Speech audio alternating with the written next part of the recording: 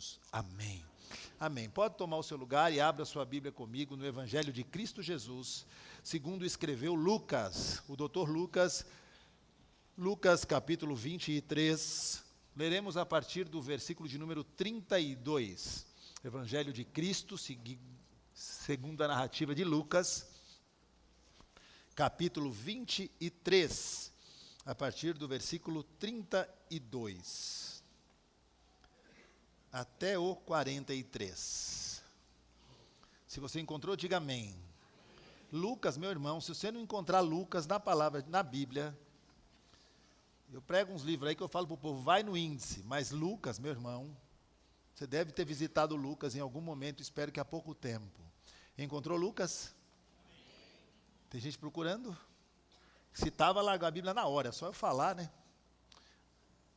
É engraçado, né, meus irmãos? Você fala assim, vamos ler Lucas. Tem uns irmãos que estão lendo Lucas assim, ó. Comecinho da Bíblia, mas aqui não. Graças a Deus, todo mundo encontrou Lucas no lugar certo. Amém? Podemos ler? Lucas 23, a partir do verso 32, diz assim. 2 outros homens, ambos criminosos, também foram levados com ele para serem executados.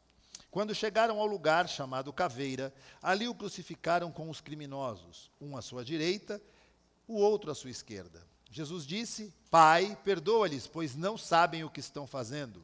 Então eles dividiram as roupas dele, tirando sortes. O povo ficou observando e as autoridades o ridicularizavam. Salvou os outros, diziam. Salve-se a si mesmo, se é o Cristo de Deus o escolhido. Os soldados, aproximando-se, também zombavam dele, oferecendo-lhe vinagre, diziam, se você é o rei dos judeus, salve-se a si mesmo. Havia uma inscrição acima dele que dizia, este é o rei dos judeus. Um dos criminosos que ali estavam, dependurados, lançava-lhe insultos. Você não é o Cristo? Salve-se a si mesmo e a nós. Mas o outro criminoso o repreendeu, dizendo, você não teme a Deus, nem estando sob a mesma sentença? Nós estamos sendo punidos com justiça, porque estamos recebendo o que os nossos atos merecem. Mas este homem não cometeu nenhum mal. Então ele disse, Jesus, lembra-te de mim quando entrares no teu reino.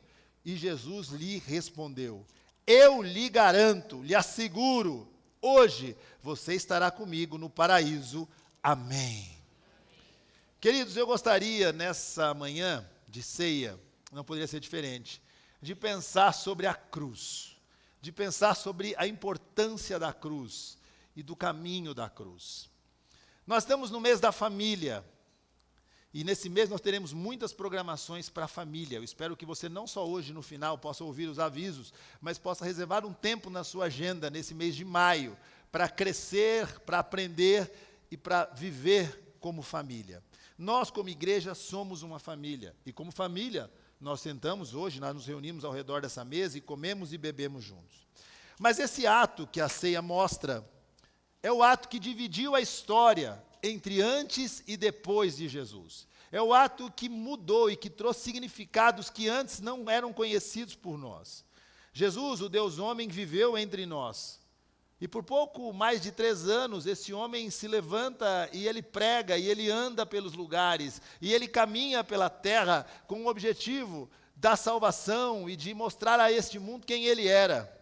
E o que me impressiona em Jesus é que quando ele andava e prestava atenção em pessoas. Ele andava e ia curando, ia restaurando, ia levantando, ia sarando as pessoas, ia transformando as vidas que ele encontrava pelo caminho durante a sua caminhada aqui.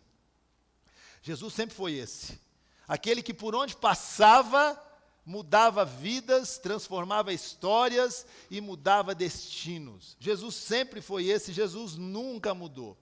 Ele curava enfermos. Como diz, ele levantava caídos, ele curava cegos, libertava os que estavam oprimidos pelo diabo, mudos falavam, coxos andavam, cegos enxergavam. E tudo isso Jesus fez por um motivo, querido. E o motivo de Jesus fazer isso não era simplesmente curar aquela pessoa, libertar aquela pessoa de uma opressão, levantar aquela pessoa e dar vista a ela. O motivo pelo qual Jesus fazia isso era para provar algo, provar que ele era verdadeiramente Deus. Mas o que nós entendemos é que tudo isso que Jesus fazia, ele fazia por amor, fazia por graça, fazia por misericórdia, para mostrar quem ele era, muito além de um rabino, de um líder religioso, ele era o Filho de Deus. Jesus usa a sua vida e todas as oportunidades que ele teve na sua vida aqui, para proclamar a mensagem da salvação e a vida que somente ele era capaz de dar e oferecer. E Jesus não mudou, queridos. Jesus não mudou. Ele continua salvando, ele continua curando, ele continua libertando, ele continua edificando, ele continua salvando, ele continua mudando histórias. Por quê? Porque ele morreu, como nós dissemos aqui. Mas ao terceiro dia, ele ressuscitou, venceu a morte, subiu aos céus e está vivo nos céus, na presença do Deus Todo-Poderoso, e é de lá que ele nos envia socorro. Então esse Jesus não mudou, e esse Jesus está presente nesta manhã aqui. Você precisa verdadeiramente crer nisso quando você vem cultuar a esse Jesus. Hoje nós vemos e nós lemos um texto que nos mostra as últimas horas de Jesus. As últimas horas de Jesus, crucificado, preso a uma cruz. E ele, não diferente do que fez durante todo o tempo da sua pregação, usa aquelas últimas horas para mais uma vez pregar uma mensagem. Pregar uma mensagem com a sua própria vida. Pregar uma mensagem que é e continua sendo e sempre será a mensagem da cruz. E o meu tema hoje é esse, a mensagem da cruz. Jesus prega essa mensagem, preso naquela cruz, e ele prega essa mensagem através dos seus atos, através da sua vida e dos últimos momentos da sua vida. E o importante entender é que no texto que lemos, existe Jesus pregado numa cruz, ao centro, mas em cada uma das extremidades existiam outras duas cruzes. Uma cruz à direita e uma cruz à esquerda. E nós vemos claramente que essa mensagem que foi pregada, daquele lugar, daquele púlpito de dor chamado cruz, ela é uma mensagem que tem uma urgência. E eu gostaria de pensar na mensagem da cruz sobre esses 4 aspectos. Primeiro, a urgência dessa mensagem. Depois, a abrangência dessa mensagem. A importância dessa mensagem. E a implicação dessa mensagem ainda hoje. Queridos, não basta só saber que existiu um Jesus nesse mundo. Muitas pessoas que eu conheço e você conhece, sabem que Jesus existiu. Um Jesus histórico, um judeu, alguém que viveu há 2000 e poucos anos atrás, numa cidade, que viveu, que nasceu e que morreu numa cruz. Isso não é suficiente para salvar ninguém. Isso é um ato, isso é um fato, mas existe algo além disso. E o que nós vemos aqui é que essa mensagem que Jesus prega a partir desse lugar é uma mensagem urgente. E eu quero começar pela urgência dessa mensagem. Nós temos aqui 2 homens, temos 2 atitudes e temos 2 destinos. Lucas 23, 33 começa dizendo isso. Quando chegaram ao lugar chamado Caveira, ali o crucificaram com os criminosos, um à direita e o outro à esquerda. Esses 2 homens são a representação de todos os homens. Todos os homens são representados nesses 2 homens. Assim como eles, todos nós, sem cruz, estamos perdidos. Sem entendimento da cruz, estamos condenados. Mas também esses 2 homens apontam para 2 caminhos, 2 decisões, 2 lugares para onde nós podemos ir. Um caminho que conduz à vida eterna e um outro caminho que conduz à morte eterna. Esses são os caminhos possíveis a todo ser humano, querido. Não existe um terceiro caminho. Talvez você, em algum momento da vida, foi ensinado que existia um lugar chamado purgatório. Deve ser pior que o inferno. Deve ser um lugar o quê? Cheio de purga. Purgatório. Um lugar que você fica para dar um tempo, pensar na vida, depois que morreu. Pensar na vida depois que morreu, meu irmão.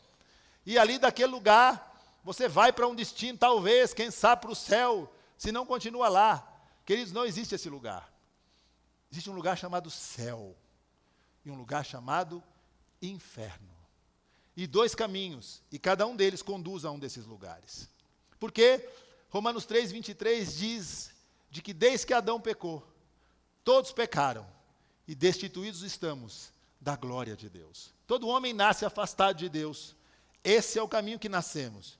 Por isso a mensagem da cruz é a mais urgente, a mais necessária e a única que tem poder de transformar vidas e o seu destino de forma eficaz. Nenhum fato político, social, econômico é mais importante e urgente do que a mensagem da cruz, porque ela precisa ser pregada, mas não só pregada, ela precisa ser ouvida por todos os homens. E essa é a primeira verdade sobre a mensagem da cruz. Ela é uma mensagem que deve ser pregada a todos os homens. Queridos, ela não é uma mensagem opcional, ela não é uma mensagem indiferente, ela não é uma mensagem que a gente deve pensar se é ou não urgente e importante. Ela é uma mensagem que deve ser pregada a todos os homens. Aqueles homens tiveram a cruz de Jesus pregado nela, ao lado deles, naquele dia. E isso que nós fizemos aqui, a mesa que está sobre nós, nos lembra desse dia e desse sacrifício de Jesus. O sacrifício de Jesus naquela cruz, como disse, é um acontecimento mais importante da história. O homem pisar na lua, na época em que isso aconteceu, talvez foi o ato mais desafiador do universo. Alguém sair daqui e ir para um outro lugar, e morar e pisar os pés na lua. Mas o mais importante não foi o homem pisar na lua, mas o fato de que Deus pisou a terra em que nós vivemos. E muitas vezes nós não entendemos isso, e por não entender, não valorizamos.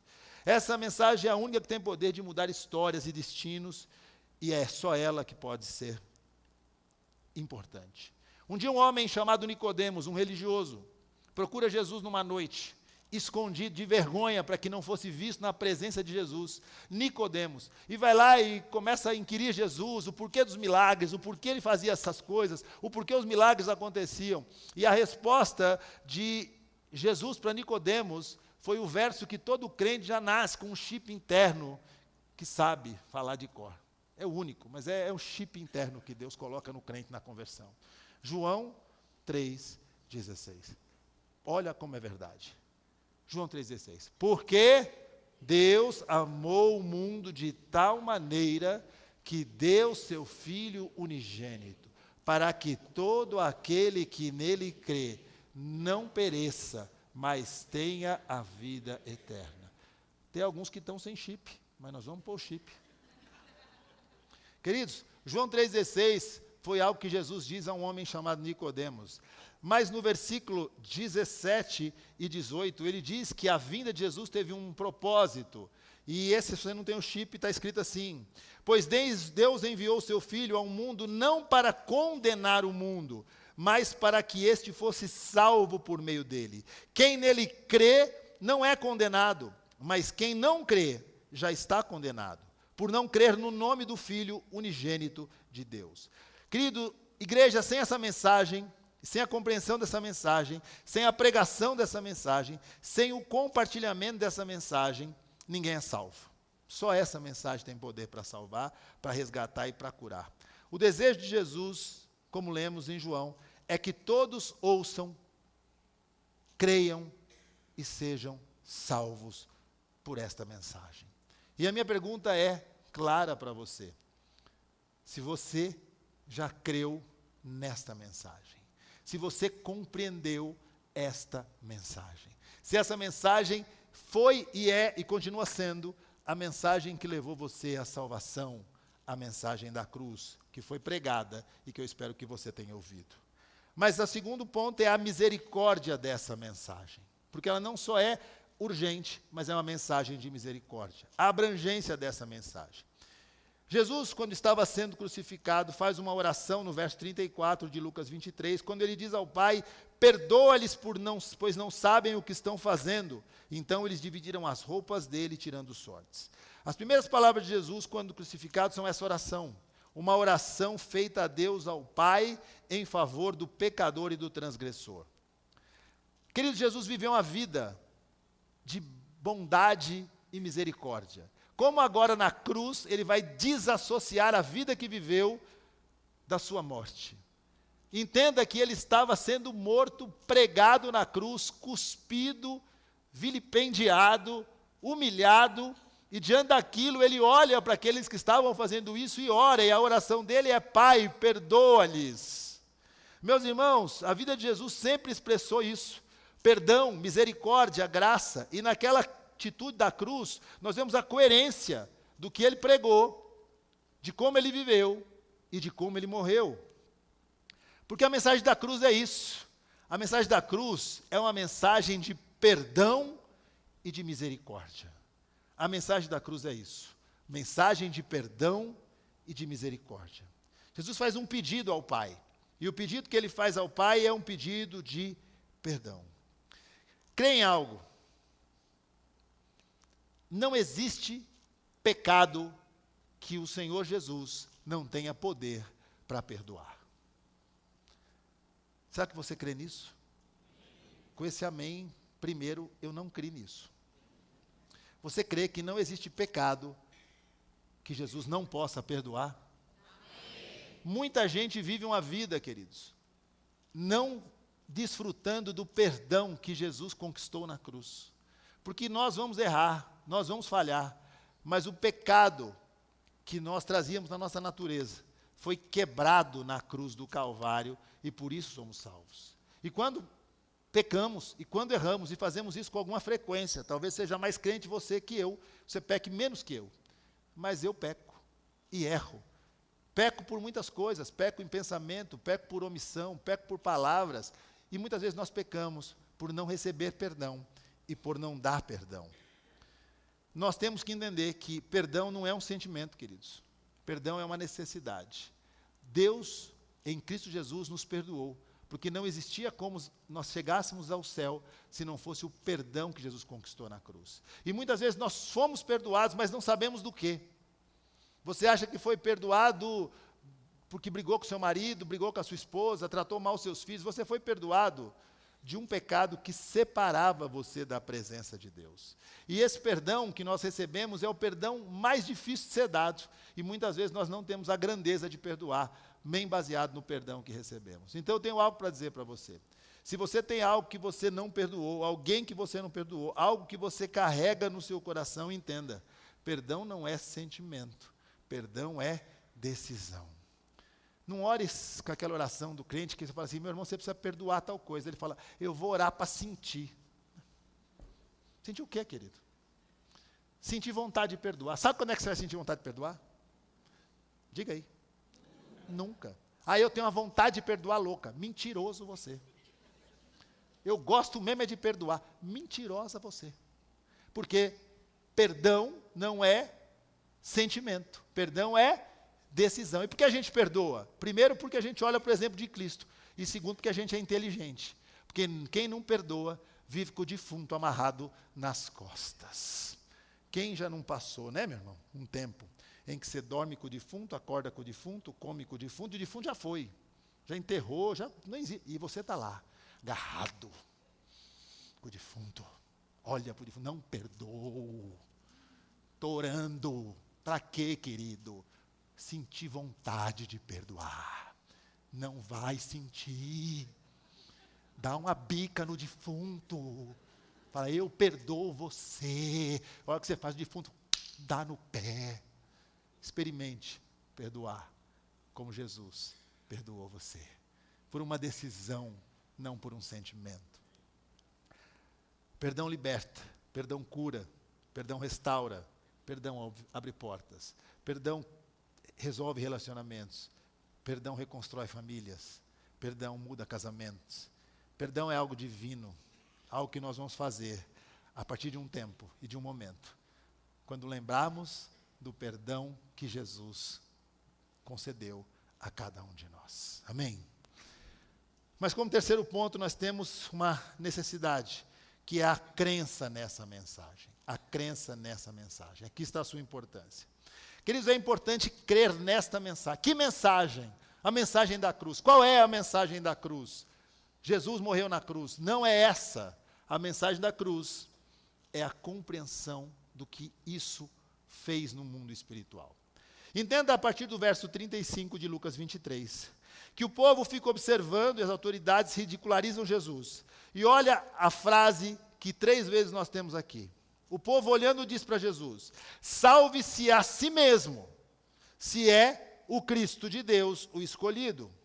Aí os soldados que estavam mais próximos aproximam-se, zombam dele, dão a ele vinagre, e no 37 dizem a mesma coisa que a multidão: se você é o rei dos judeus, salve-se a si mesmo. Sobre a cruz existia essa inscrição: este é o rei dos judeus.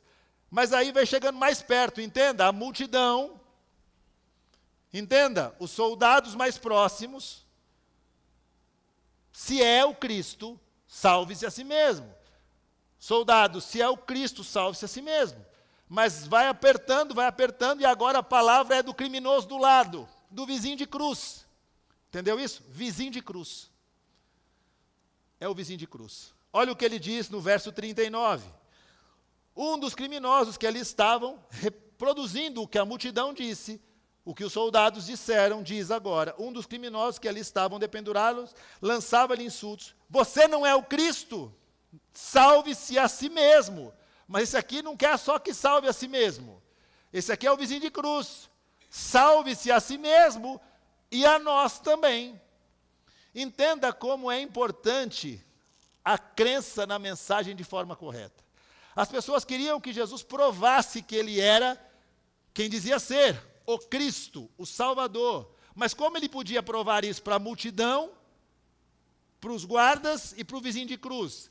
Salvando a si mesmo, fazendo algo por ele em primeiro lugar. E para o vizinho de cruz fala: já que o Senhor vai fazer por o Senhor, faz para nós também.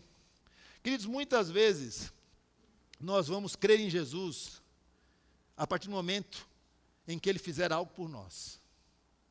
Eu vou crer no Senhor, se o Senhor me der tal coisa. Se o Senhor fizer tal coisa, eu creio. Meus irmãos, que crença é essa? Que confiança é essa?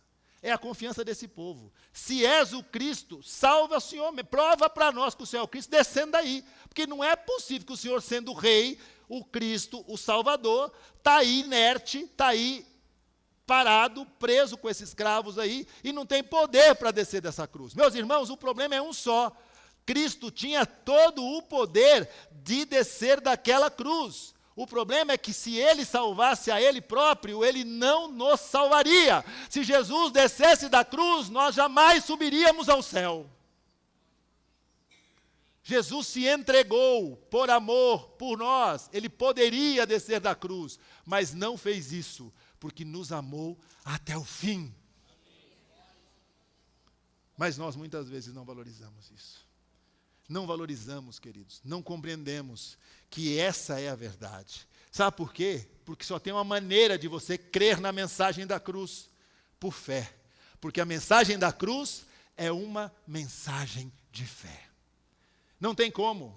Pela graça vocês são salvos, mediante a fé. Isso não vem de vós, isso não vem por obras, para que ninguém se glorie. Você nunca vai poder chegar lá e falar: cheguei, São Pedro, na porta, com a chave. Seu nome? Fabiano. Não sei, inspirei. Não, eu não tive culpa, gente. Eu podia falar tanto nome, falei Fabiano. Fabiano. Aí o Fabiano fala assim: cheguei, São Pedro. Aí ele fala: por quê? Porque eu fui um cara bacana. Eu fiz tanta coisa boa, dei coisa para o pobre, dei coisa para isso, fiz aquilo, fiz isso, fiz aquilo. Penso um cara que merecia estar aqui. Ele vai dizer: não, porque não é por obras, é pela graça e mediante a fé. Você precisa crer. Fé em quê? Fé na mensagem da cruz. Fé nesse Deus que morreu na cruz. Esse pedido da multidão para que pudesse crer em Jesus é esse: salve-se a si mesmo. Se você é um rei, tenha atitude de um rei. Então, queridos, nós vamos entender aqui o como isso se processa, o como isso acontece aqui. Primeiro eles queriam isso, que ele salvasse a si mesmo. Depois, se você é um rei, tenha a atitude de um rei. Os judeus esperavam um rei. Que rei? O rei que os libertasse do domínio romano. Ele não veio para libertar ninguém de domínio humano. Ele não veio aqui para ninguém ficar feliz vivendo na Disneylândia evangélica. Ele veio aqui para ser um rei que tem para nós um reino. E um reino para toda a eternidade. E o que nós vemos aqui, ele diz, se você é um rei, tenha atitude de um rei, não morra nessa vergonha, nessa desonra, não morra assim, mostre que você é rei para nós, para que a gente possa crer no rei que nós esperamos. E nós muitas vezes visualizamos Jesus como nós queremos que ele seja.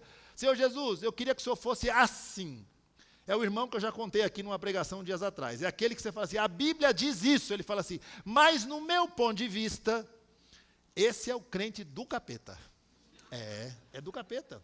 Esse que fala assim, a palavra de Deus diz, ele diz, mas no meu ponto de vista, é esse assim, Jesus deveria fazer isso, Jesus poderia fazer de outro jeito, Jesus faria assim, eu gosto de um Jesus assim, você não gosta de Jesus, você gosta de Papai Noel.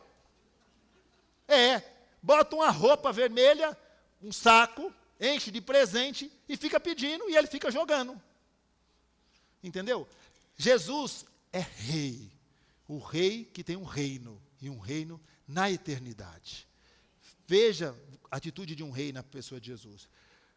Jesus está vivo, essa é a razão da nossa fé. Crer num Jesus morto também não adianta. Jesus que está na cruz e continua morto na cruz. Esse Jesus está vivo, e vivo está, e sempre estará. Jesus morreu uma única vez, ressuscitou para jamais morrer. Você não pode se relacionar com Jesus entendendo que ele está morto, mas que ele está vivo. Jesus está vivo. E essa é a razão da nossa fé. É isso que nós temos que ter fé. Mas eu termino dizendo que essa mensagem também é uma mensagem que nós precisamos tomar posse, nos apropriar. Aí o negócio que Jesus gosta, crente gosta, tomar posse.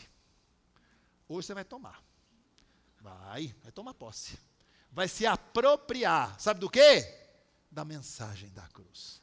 A apropriação da mensagem da cruz é a implicação dessa mensagem. Por quê? Porque ela não é uma mensagem para ser pregada e ouvida. Ela é uma mensagem para ser pregada, ouvida e respondida. Porque a mensagem da cruz exige resposta. A mensagem da cruz exige resposta. Queridos, e não tem como não responder a essa mensagem. Será a partir da nossa resposta que nós vamos nos apropriar dessa mensagem. A mensagem da cruz exige resposta. Nós vamos nos apropriar dela a partir disso. Veja bem, como nós vamos ver até aqui, esses dois homens são a representação de todos nós que vivemos nesse mundo. Pecadores, destituídos somos da glória de Deus. Mas diz que Deus tanto ama o mundo, que dá o seu Filho unigênito para morrer no lugar de todo aquele que crê.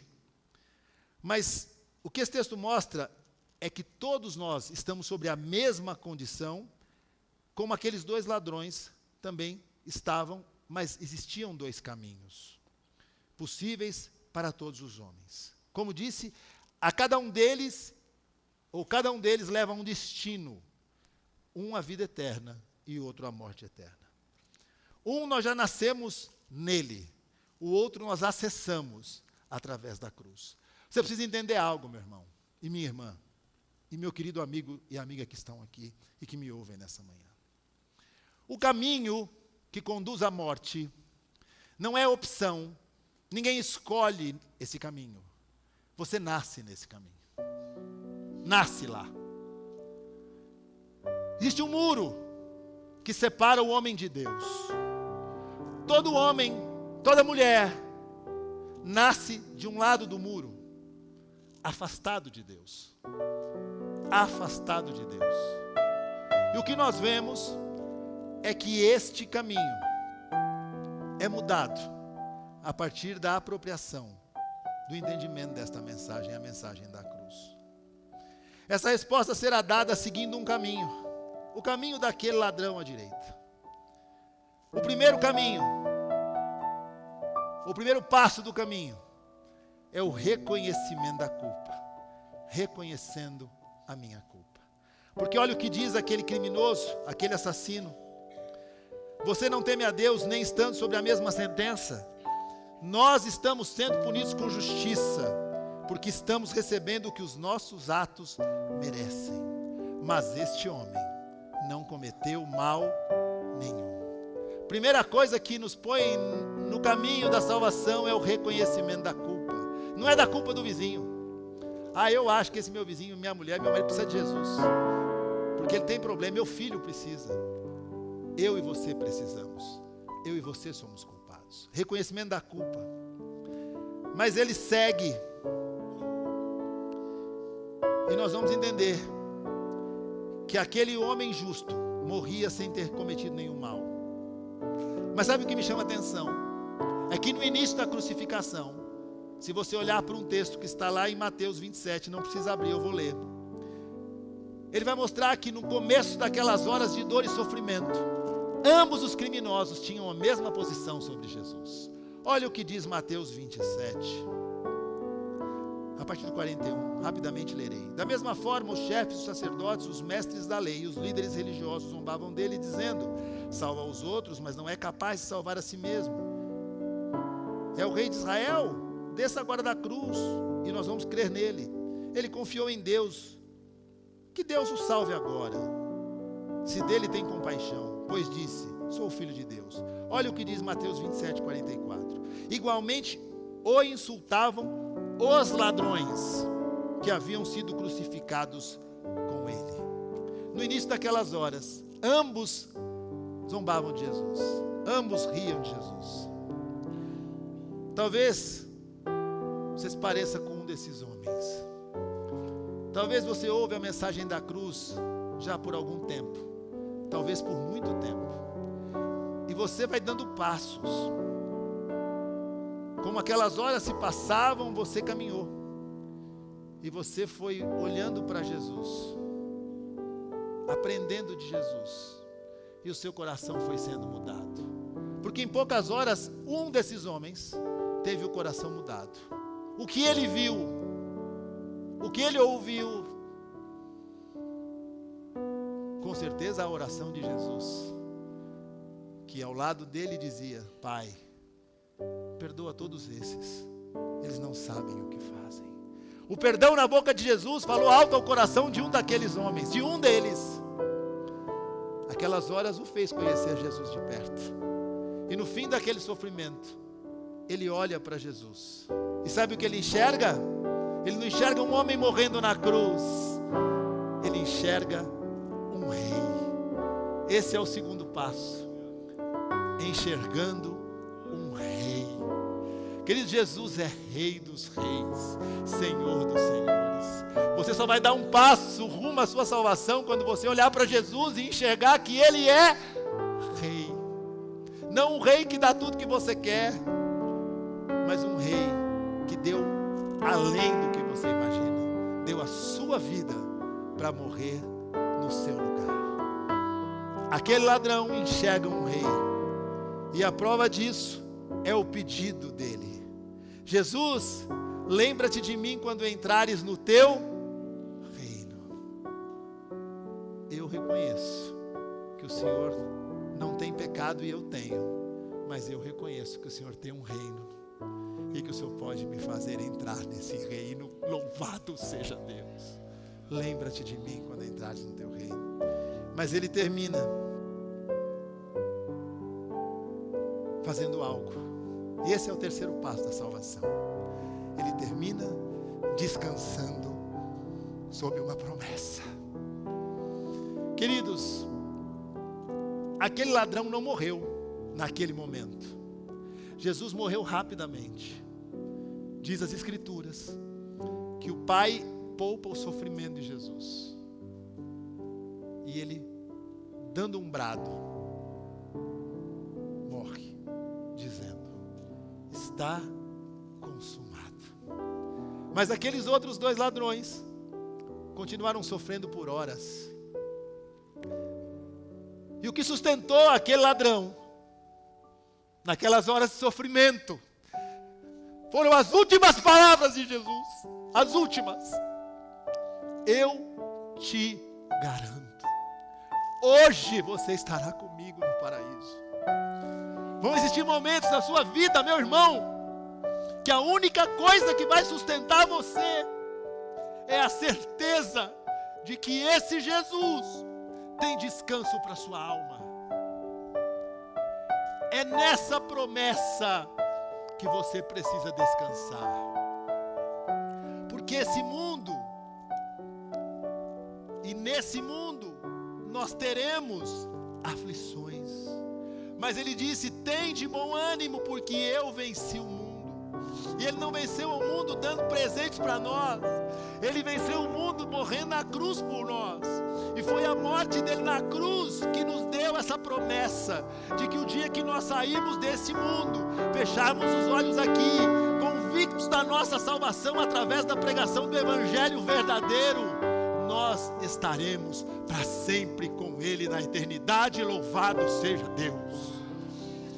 Você e eu precisamos passar por esse caminho, reconhecer a nossa culpa, enxergar na cruz o Rei dos Reis, Senhor dos Senhores, e descansar sobre uma promessa de que Jesus tem a salvação, e só Ele é o caminho, a verdade e a vida, e ninguém vai ao Pai se não for por Ele. Fecha os teus olhos.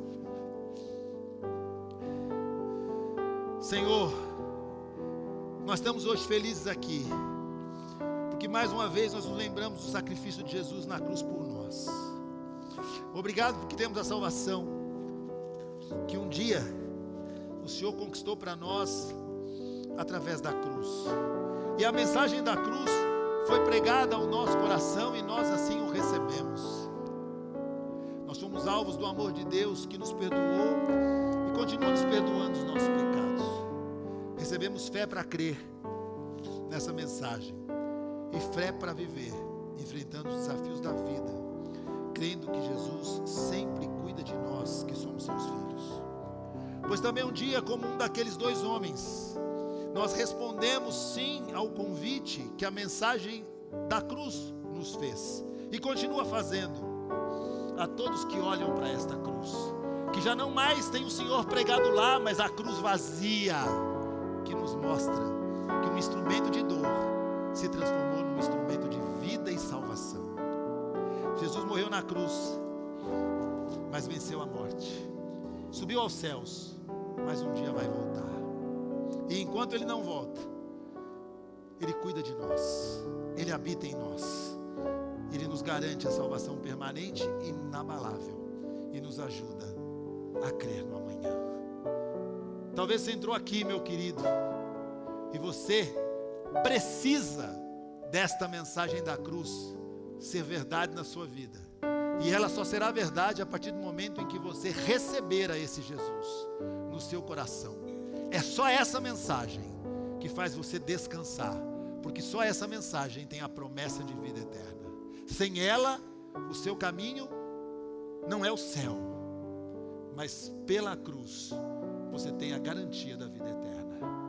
E eu quero não chamá-lo aqui, mas orar por você, se nessa manhã você toma essa decisão, onde você está, de receber o Senhor Jesus como suficiente Salvador, lembrando que esse é o único caminho para que você vá ao Pai e seja salvo. Levante a sua mão onde você está. Eu quero orar por você. Deus abençoe você. Deus abençoe. Deus abençoe. Deus abençoe. Mais alguém do meu lado esquerdo? Levanta a sua mão. Louvado seja o nome do Senhor. Louvado seja Deus. Levanta a sua mão. Fica com ela levantada. Eu quero orar por você. Levante, não tenha medo nem vergonha. Louvado seja Deus. Na minha frente aqui, levante a sua mão. Você que hoje recebe esse Jesus, feche os seus olhos, mas levante a sua mão. Eu quero orar pela sua vida. Levante a sua mão. Deus te abençoe. Louvado seja o nome do Senhor. Aqui do meu lado direito, levanta a sua mão. Para Cristo Jesus é manhã de salvação pela palavra do Senhor. Levante a sua mão se você nunca tomou essa decisão. Você que levantou, você vai orar comigo onde você está. Ore onde você está. Repita comigo: Senhor Jesus. Diga onde você está. Senhor Jesus. Diga isso. Abra sua boca. Senhor Jesus, nesta manhã eu ouvi a mensagem da cruz, mensagem de salvação, mensagem de vida eterna, e eu te recebo como meu único e suficiente Salvador. Eu não sou digno, mas eu recebo pela fé a graça de ser salvo hoje e para toda a eternidade. Assim eu oro e faço isso no nome de Jesus. E você diz: amém, amém. Louvado seja Deus, que você viva essa mensagem da cruz. Louvado seja Deus pelas vidas que tomaram essa decisão.